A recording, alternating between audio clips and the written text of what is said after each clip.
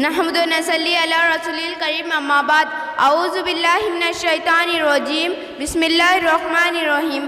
ہماری درسگاہ میں یہ جو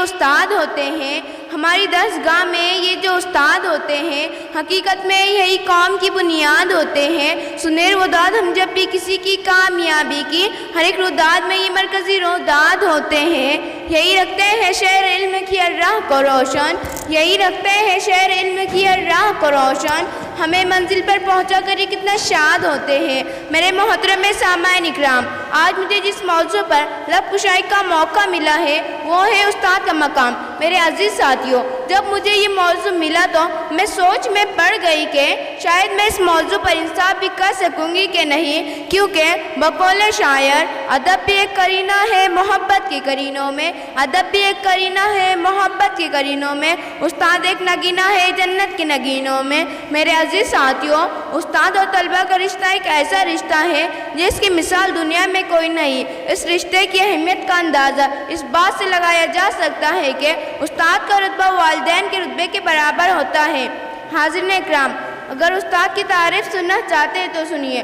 استاد وہ ہے جو بنجر زمین کو کھلیان بنا دیتا ہے، استاد وہ ہے جو پتھر کو تراش کر ہیرا بنا دیتا ہے، استاد وہ ہے جو لوہار بھی ہے کسان بھی ہے، استاد وہ ہے جو معمار وطن بھی ہے، الغرض کے استاد اللہ سے واجب احترام بھی ہے۔ امام غزالی نے بھی استاد کے بارے میں فرمایا کہ میرے حقیقی باپ نے مجھے آسمان سے زمین پر لا دیا، پر میرے روحانی باپ نے مجھے زمین سے آسمان تک پہنچا دیا۔ رضا کے موسم میں بھی بہار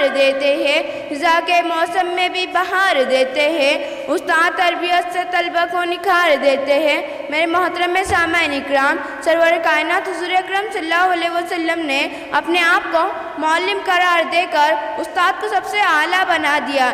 اسلام نے استاد کو روحانی باپ قرار دیا، بلکہ میرا تو یہ دعویٰ ہے کہ جس طرح پھولوں کو مہک کی ضرورت ہوتی ہے، چاند کو دمک کی، سورج کو چمک کی، روح کو جسم کی، اسی طرح معاشرے کو استاد کی ضرورت ہوتی ہے۔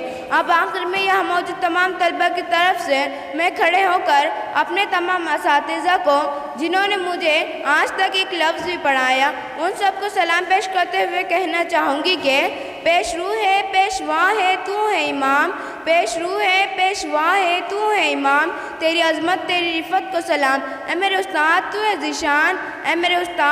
ذیشان، تیری عظمت تیری رفت کو سلام۔ علم حکمت کا علم بردار ہے تو، قافلہ فقر کا سالار ہے تو۔ خدا حافظ۔